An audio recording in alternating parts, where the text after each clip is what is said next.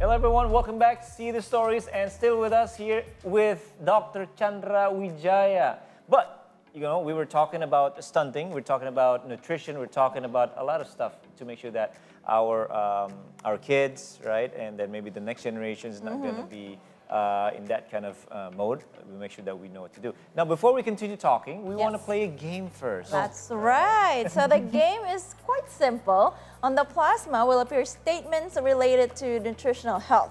Ranga and I will guess whether the statement is true or false, and then Dr. Chandra here will help us explain the statement. So basically, just to see if we've been listening to you or not, Doc, okay? So we're going to start with the first one. Here we go. Okay. True or false? 1 in every 10 children in Indonesia is stunted. Well, he told us about the percentage. You want to do the percentage? I want to say... So if that's okay, so this is going to be false. No. Just for that, I'm going to say true. Yeah, you go with true. Yeah. I'm going to say true. What do you say?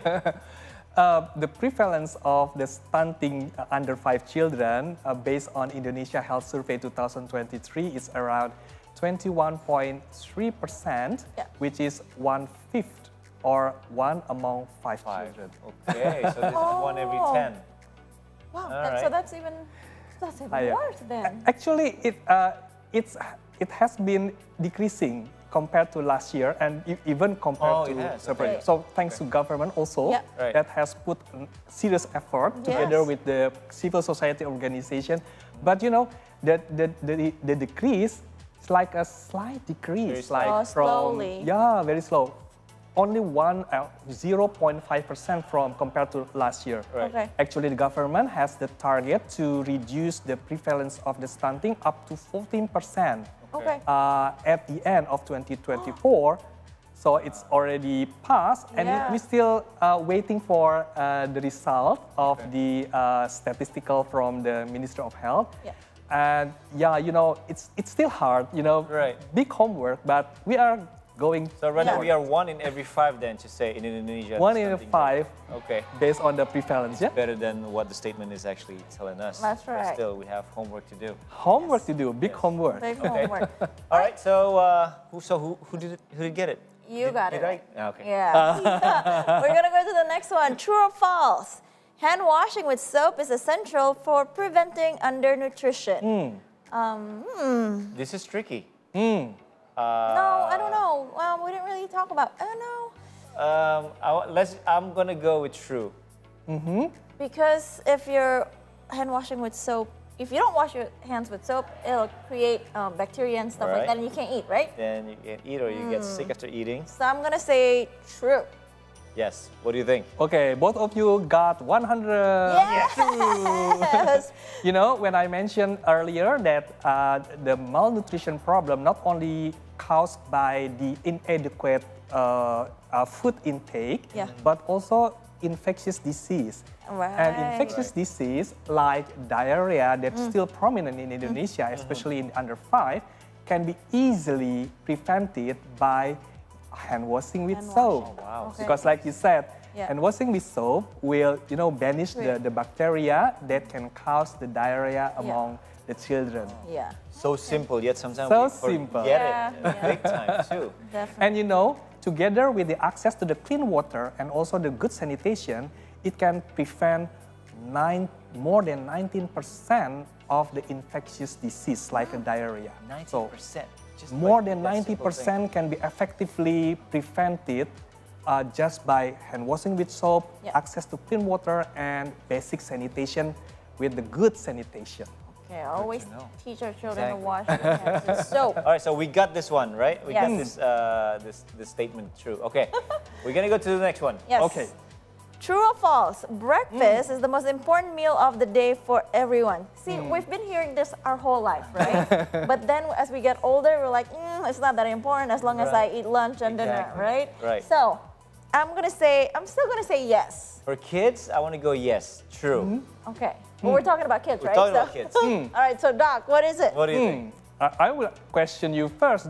Did you have breakfast today? No. No, I did not. But I made sure my daughters had breakfast. Yes, I made sure my son had one. I would say breakfast is important, but it's not the most important because the important one is the balanced nutrition the whole day. Not only the breakfast, but also lunch and also dinner. You have to get not only a breakfast with the balanced nutritious food, but also for lunch and also the dinner. And between it, you can have a very healthy snack like a fruit, vegetables, and so on. Okay, now since he's here, I'm just gonna ask, what kind of breakfast is good for the first meal of the day? Because sometimes what I like is bread with butter and sprinkles.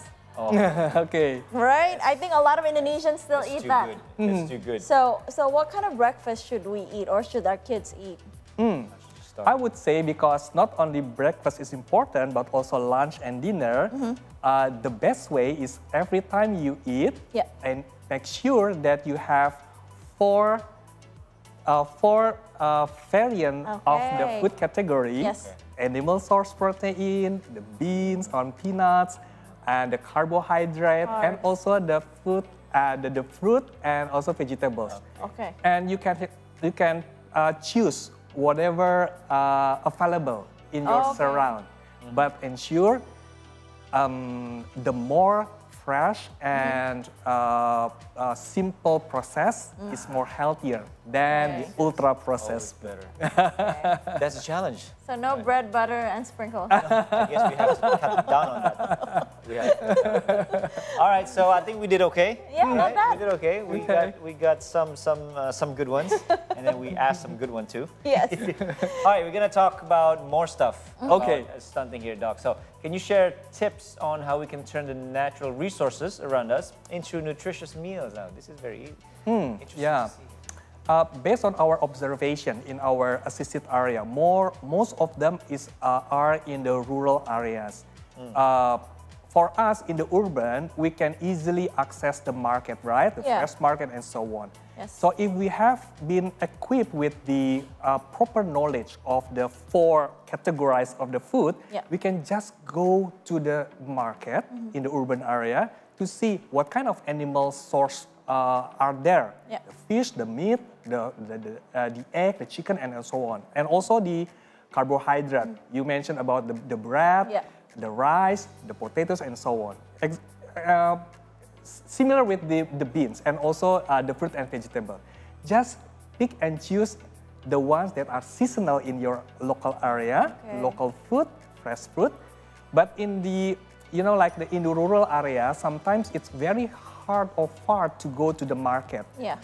Our community, just like in Asmat, they can just planting the home gardening for the vegetables, have a small poultry like a chicken, and you can eat the eggs.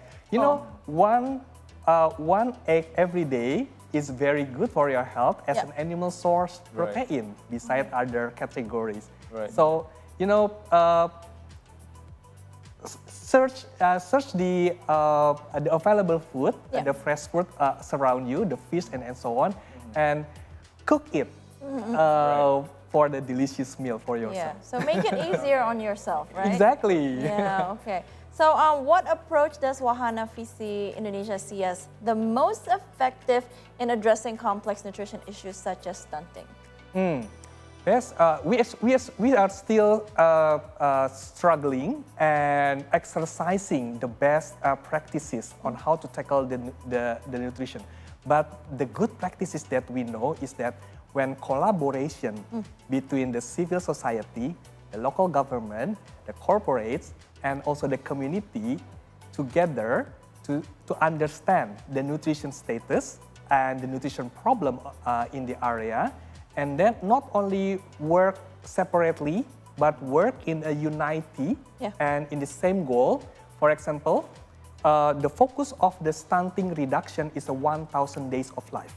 It begins from the pregnancy up to the 2 years of the children. So focusing our effort in the 2,000 days of life. Exclusive breastfeeding before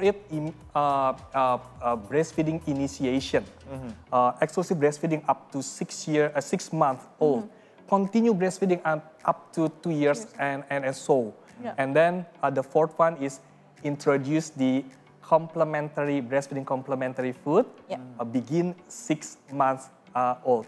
So if you work together on this age, we can accelerate the reduction of the stunting more rapidly. Yeah. But beyond that 1,000 days, if the children already got stunted, it's harder to correct. Okay. So if we want to intervene, the children is, for example, at school, then the focus should be in nutrition education. So they can understand the nutrition education, and then they can practice it when they become the parents. So we can cut the cycle of the malnutrition. Right. Now, Doc, I'm one of the parents who thought that the first 5 years of the child's life is the golden years to see if the kid will be stunting or not, right? But from your explanation, it goes way back, Right. all the way to when the mom is pregnant. Pregnant, Or right. even further. Even further. Oh, as how so? How girl far back? teenagers. Yeah, how far back? How far back? It's like a circle. Oh. It's like a circle. That's why we call it the cycle of the malnutrition that we have to cut. Right. You know, like, for example, even understanding of the stunting are still quite low in Indonesia. The Indonesian Health Survey in 2023 revealed that more than 70% of the population already know about the stunting. Yeah. But how deep and how proper they know about the stunting. The WHO stated that the definition of stunting is not only the growth impairment, it's an impairment of growth and development that children experience caused by 3 things. Okay. Poor nutrition, repeated infection, and inadequate psychosocial stimulation. So you know how many Indonesian people or people in the world really grab this whole definition of the stunting. So they just cannot just jump into judging the people with the children with the short stature as the stunting. Finding the short stature of the under 5 is the first step of screening, but it's not the end. Okay. Should be also examined further to see whether there is a developmental delay, for example, to really diagnose about the stunting. Okay. So it's really important for us to understand the stunting, and because it's impaired nutrition, poor nutrition, it's not only from the children delivered in the world, but before it, in the womb. Right. So the pregnant mother really need to be assisted to have a good nutritious food. And the mother need to be prepared long before they got pregnant. Wow. So it's as far go back to the teenagers, the girl teenager, how they can have like good status of the iron level in their blood. Okay. Anemia in the teenagers still problem. Micronutrient deficiency in the iron is still a problem. And the girl adolescents is very important to be focused and prioritized to have to tackle the anemia. So when they are married and then pregnant, they have good level of the iron. And then with the micronutrient also, they can have a good preparation to bear the children. See, it's a very long process before you can actually deem someone being stunted, right? Exactly, exactly. Because there's 3 things there. You said poor nutrition, repeated infection, and psychosocial. Inadequate psychosocial stimulation. So it's not merely about the poor nutrition, but also we have to tackle the nutrition, the infection, and also provide the good stimulation, psychosocial stimulation. Then you can we can tackle together the stunting in a comprehensive way. Very nice. That's a lot of homework That is a for lot of homework. Wahana A lot Visi of Indonesia, homework. right? Yes. Yeah, but thank God we are not alone. Yes. We work together with the government, the corporates that really have the same heart with us Good. and also with the community. Yeah. The key point is the best interest of the children. Yes. If we all collaborate with this in our mind, the best interest of the children, so we can get rid of other interests. Yeah. Because the children are the future. Exactly. Yeah. Well, Dr. Chandra Wijaya from Wahana Visi Indonesia, thank you very much for sharing. You're very welcome. That was very, very insightful. Yes. Right? So now we Thank you. understand exactly a little bit more about how to prevent it. And then again, it starts not just when the kid is born, it's way before that. Right. All right, okay. Well, very good. So, Doctor, thank you very much once again. Thank you. Thank Talk you very soon much again. for inviting me. All right, guys. See the Stories Now will continue after the break with some information about 5 influential NGOs in Asia. Stay with us.